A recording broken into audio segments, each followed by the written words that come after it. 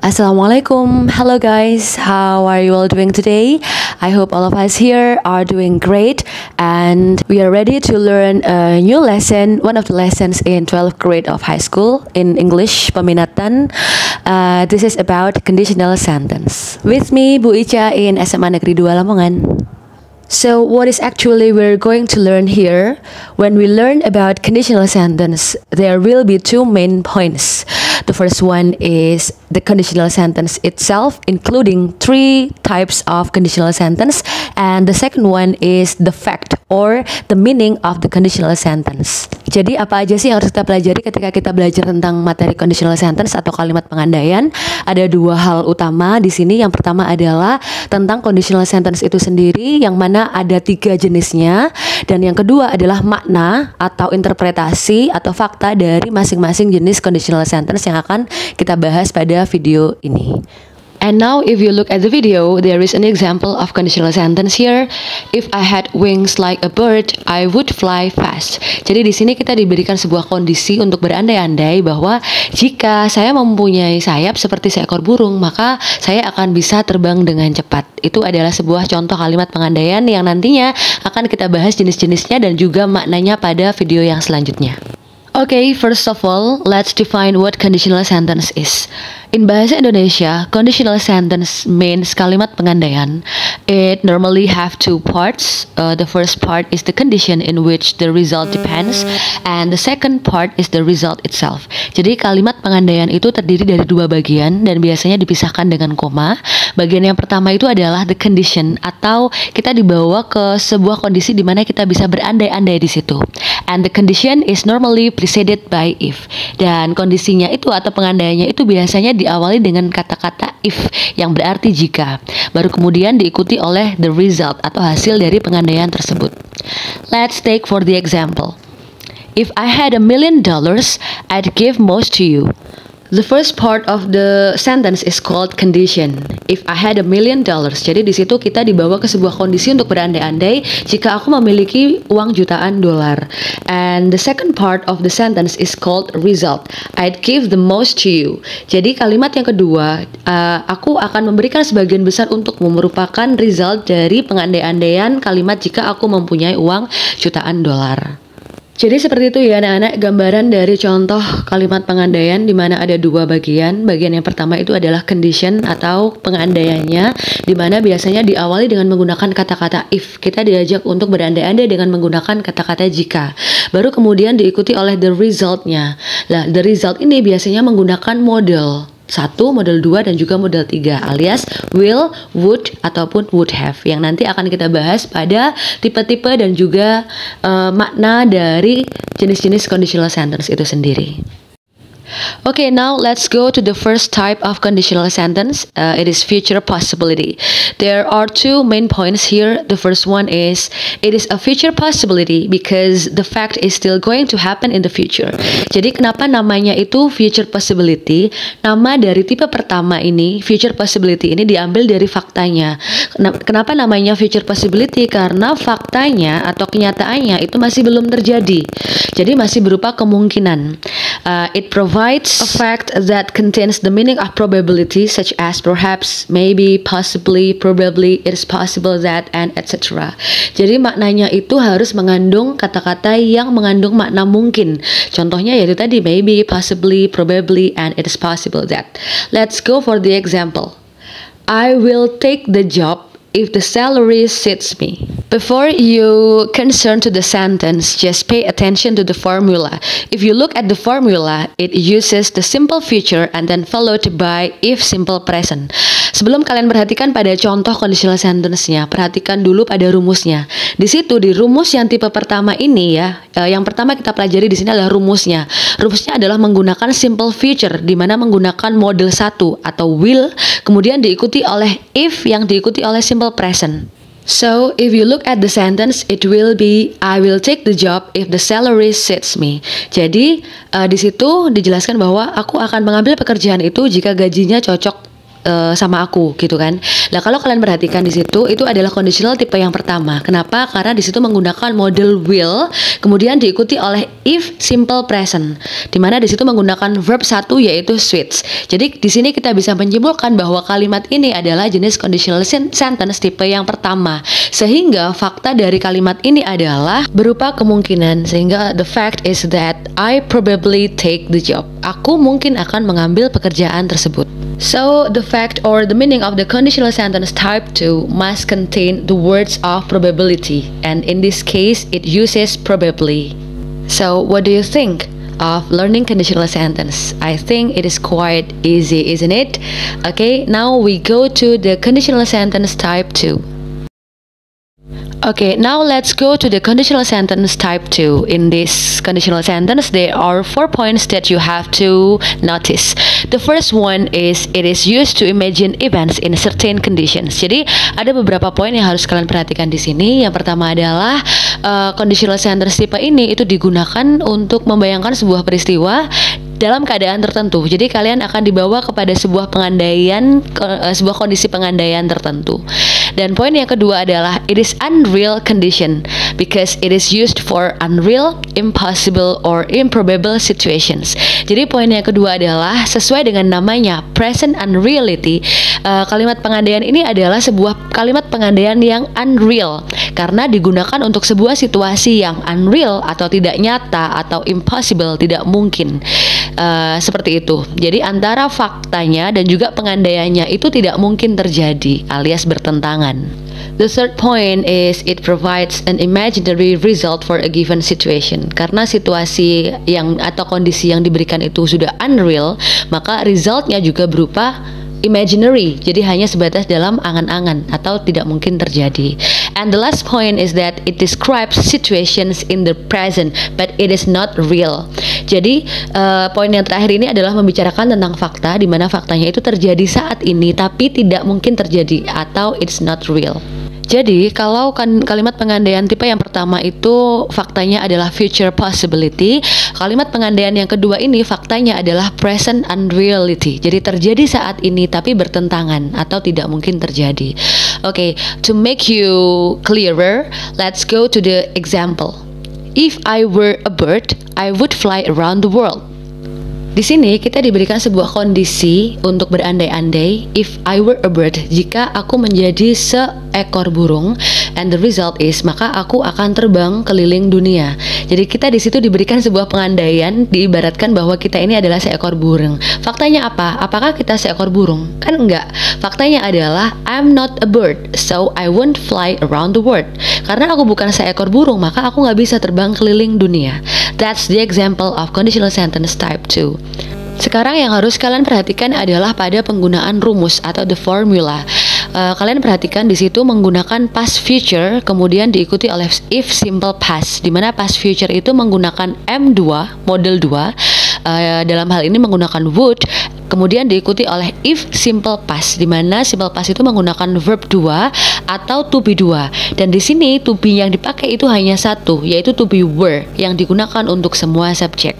Dan kalau kalian perhatikan pada contoh kalimat tersebut, di mana M2 di situ adalah I would. Nah, kenapa kita bisa mengatakan kalimat itu adalah conditional sentence type 2? Karena di situ menggunakan model 2 atau would. Kemudian diikuti oleh if yang kemudian disusul oleh simple past, di mana di situ menggunakan if I were a bird. Di situ were itu adalah to be yang kedua. Sehingga kita bisa simpulkan bahwa contoh kalimat pada video tersebut itu adalah conditional sentence tipe yang kedua. Karena sama-sama menggunakan model 2 dan juga to be 2. Dan kalau kalian perhatikan faktanya itu adalah menggunakan bentuk kalimat simple present. Jadi seperti itu ya anak-anak. Kalau kalian perhatikan pada contoh rumus conditional sentence-nya, perhatikan juga pada penggunaan tenses yang ada di dalam fakta. Masih terkait dengan contoh conditional sentence tipe yang kedua, let's pay attention to the second example. If my mother were a teacher, I would ask her to help me with my homework. Kenapa kalimat ini bisa dikatakan sebagai conditional sentence tipe yang kedua? Kalian perhatikan pada penggunaan if yang kemudian diikuti oleh to be, yaitu were. Were itu adalah to be yang kedua. Dan kemudian di kalimat yang belakangnya itu I would ask her. Would itu adalah model 2. Sehingga kita bisa katakan bahwa kalimat pengandaian ini adalah kalimat pengandaian tipe yang kedua. Di mana faktanya apakah ibuku seorang guru? No, my mother is not a teacher, so I will not ask her to help me with my homework. Jadi seperti itu ya anak-anak untuk conditional sentence tipe yang kedua, di mana pengandaiannya itu nggak terjadi, itu hanya angan-angan, itu hanya sebuah kondisi di mana kita bisa berandai-andai di situ. Kita bisa berandai-andai di mana jika ibuku seorang guru, aku bisa tanya apa aja terkait dengan PR. Tapi nyatanya, faktanya bahwa ibuku bukan seorang guru, sehingga aku nggak bisa bertanya apapun terkait dengan PR. FYI, sebagai pengingat aja, reminder aja, penekanan aja bahwa penggunaan to be di situ untuk yang tipe kedua hanya ada satu to be bentuk yang kedua yang dipakai, yaitu were untuk semua subjek. Dalam conditional sentence tipe yang kedua tidak berlaku to be was, hanya ada to be were yang dipakai untuk semua subjek. Okay, before we go to the third type of conditional sentence, just want to remind you once more that you can also put the result clause first without using a comma between the clauses. Jadi di sini kalian bisa menempatkan result clause-nya terlebih dahulu sebelum conditional sentence-nya. Langsung aja ke contoh ya. Dimana di situ I would lower taxes if I were the president. Jadi di situ itu kan result clause-nya itu diletakkan terlebih dahulu tanpa menggunakan koma. Ya, yang pasti kalian harus bisa membedakan mana yang merupakan conditional clause, mana yang berupa result clause. Kalau ciri-cirinya conditional clause itu yang ada if-nya, gitu ya. Sedangkan yang result clause itu yang ada modelnya dan itu bisa dibolak-balik. Seperti itu. Terus yang kedua itu mengenai when used in the second conditional, the verb to be is always conjugated as were. Jadi seperti yang Bu Ica katakan sebelumnya bahwa dalam conditional sentence tipe yang kedua itu hanya ada satu to be yang dipakai jika itu merupakan kalimat nominal, yaitu to be were yang digunakan untuk semua subjek. Jadi tidak berlaku to be was di dalam conditional sentence type 2. What a long explanation from me. And now we're going to go to the type 3 of conditional sentence, past unreality. In this type, we need to concern in two things. The first one is it is used to describe wishes and dreams about past situation or events that didn't take place. And the second one is the fact. It is on the contrary with the conditional sentence and it is in the form of simple past. Jadi yang perlu kita perhatikan di sini itu adalah dua hal. Yang pertama adalah conditional sentence-nya itu sendiri, di mana conditional sentence yang ketiga itu menjelaskan tentang harapan atau mimpi yang kita punya di masa lalu tapi tidak terwujud atau tidak terjadi.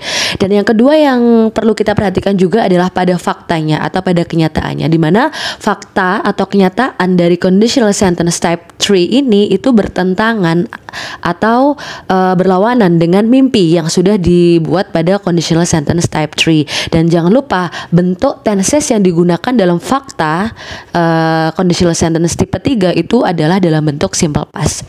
Okay, to make you understand more about this type, let's go to the example. If I had passed the exam, I would have gotten the scholarship. Jadi di situ kalian bermimpi bahwa kalian berandai-andai jika aku lolos ujian ini, maka aku akan mendapatkan beasiswa. Seperti itu kan pengandaiannya. Faktanya apa? Faktanya apakah aku lolos ujian? Enggak. Faktanya, the fact is that I didn't pass the exam, and the result, so I didn't get the scholarship. Jadi antara fakta dan mimpi yang ada pada conditional sentence itu berlawanan atau tidak terjadi. Seperti itu ya anak-anak. Terus kemudian kalian lihat pada rumusnya. Just look at the formula. Jadi sebenarnya dalam conditional sentence itu kalian tidak perlu menghafalkan rumus ya. Kalian lihat aja pada penggunaan model dan juga penggunaan verb.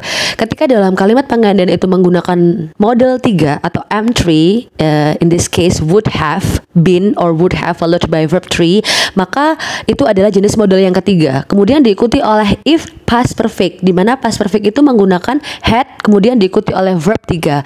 Jadi logikanya ketika dalam kalimat pengandaian tersebut sudah menggunakan M3, kemudian diikuti oleh penggunaan had verb 3, it automatically belongs to conditional sentence type 3. Jadi ketika kalimat itu sudah menggunakan modal 3, sudah menggunakan verb 3, maka otomatis kalimat itu bisa kita sebut sebagai conditional sentence tipe yang ketiga. Dan jangan lupa penggunaan tenses pada faktanya.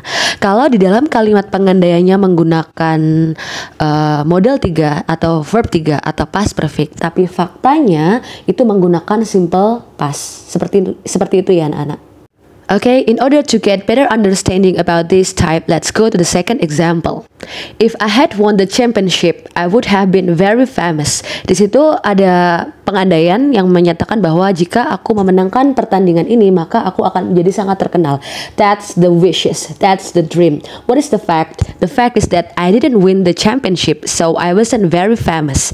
Jadi kalau kalian perhatikan di situ, kalimat pengandaiannya adalah jika aku menang perlombaan itu, maka aku akan menjadi sangat terkenal. Faktanya apa? Apakah aku memenangkan championship? No, I didn't win the championship. Nah, itu contoh kedua dari conditional sentence tipe yang ketiga. Dan kalian perhatikan juga pada penggunaan verb di situ, di mana di dalam kalimat pengandaiannya menggunakan had won, itu adalah verb 3, would have been itu adalah model 3. Berarti kesimpulannya kalimat itu merupakan conditional sentence tipe yang ketiga. Kemudian kalian perhatikan pada kalimat faktanya adalah bentuk simple past tense, berlawanan dan menggunakan simple past tense. That's about conditional sentence type 3. Okay guys, after having paid attention to my long explanation, let's come to the last part of the conditional sentence. It's about the conclusion. Okay guys, to make it simpler, just take a look at the charts that I have made in the video.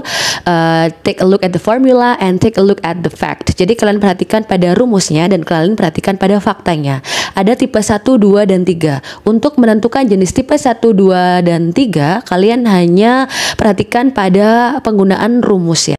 Tipe 1 menggunakan M1 diikuti oleh if verb 1, tipe 2 menggunakan M2 diikuti oleh if verb 2, tipe 3 menggunakan M3 yang kemudian diikuti oleh if had verb 3. Dan kalian perhatikan juga pada faktanya, dimana kalau tipe 1 itu faktanya itu kemungkinan, jadi harus ada kata-kata yang mengandung makna probability. Dan tipe yang kedua dan tipe yang ketiga itu sama-sama bertentangan dengan conditional sentence, tapi perhatikan pada penggunaan tenses.